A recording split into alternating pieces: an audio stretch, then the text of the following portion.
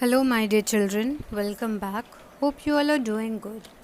So, today we'll be dealing with the second chapter of your English literature book, The Narayanpur Incident, written by Shashidesh Pandey. Children, Shashidesh Pandey, who was born in 1938 in Dharwad, Karnataka, is an award-winning Indian novelist. She is a recipient of the Sahitya Academy Award. She is the second daughter of famous Kannada dramatist and writer Sri Ranga.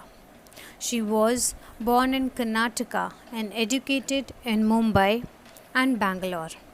She has degrees in economics and law, and she also studied journalism in Mumbai and worked as a journalist for the magazine Onlooker. She published her first collection of short stories in 1978 and her first novel, The Dark Holds No Terror, in 1980. She won the Sahitya Academy Award for the novel That Long Silence in 1990 and the Padma Shri Award in 2009. Her novel Shadow Play was shortlisted for the Hindu Literary Prize in 2014.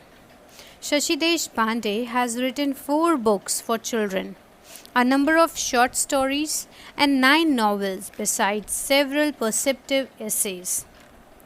Some of her selected bibliography are The Dark Holds No Terror, If I Die Today, Come Up and Be Dead, Roots and Shadows, That Long Silence, A Matter of Time, etc. Some of her children's books are A Summer Adventure, The Hidden Treasure, The Only Witness, and The Narayanpur Incident. To understand the story nicely, let's go through the summary of the story. So, the story is set in the pre-independence times when the Quit India movement led by Mahatma Gandhi gained momentum after the common people had joined hands in order to fight for the independence of their country India. The story begins with Babu and Manju, whose family has moved to a small town Narayanpur after their father is put behind bars for participating in the freedom struggle. The 2 children are enthusiastic to watch a procession as their brother Mohan is taking part in it. The college students have taken out a silent procession from their college to collector's office, being true to the principle of non-violence. The peaceful procession ends after serving on a notice to the collector working for the British government. Through the DSP, the message sent through the notice was for the British declaring that now this is war and for us you are the enemy. The government was asked to quit India or face the consequences. Apart from the procession on the road, Mohan is actually involved in some other activities also taking place in his house. Along with his friend Suman, he manages to bring in a cyclo-styling machine, which is also known as Xerox machine, secretly. Amma gives them full support and suggests them to hide the machine in the puja room to avoid any kind of suspicion. The purpose of bringing this machine is to produce copies of Mahatma Gandhi's speech that can be distributed to other protesters. The team starts working at night, and Manju and Babu are assigned the duty of keeping a watch if anyone suspicious approaches while the work was in progress.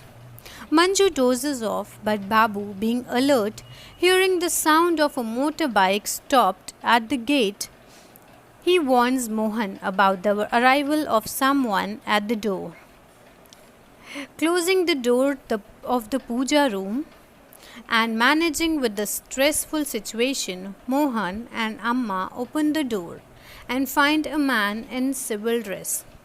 The man introduces himself as Mr. Patil, the sub inspector. He tells them that he is a school friend of Mohan's father and tries to convince them that just like them, he is also a patriot.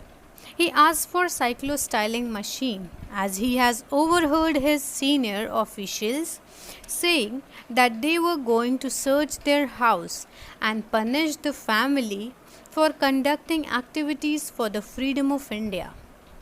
Although Mohan is apprehensive, Amma allows Mr. Patil to take away the machine. At the same time, she asks Suman to go to a safer place along with all the material. After this threatening episode, the family could not sleep for the fear of police raiding their house. Somehow, Amma manages to make the children relax for some time. The family undergoes the same stress all over again when the door is knocked repeatedly. But thanks to the friend and savior Mr. Patil, who had removed all the evidences beforehand, the police finally raids the house but fails to find anything suspicious in the house. Through this story, the author has successfully described the tension prevalent at that time and the remarkable role of our freedom fighters in making our country free from the British rule.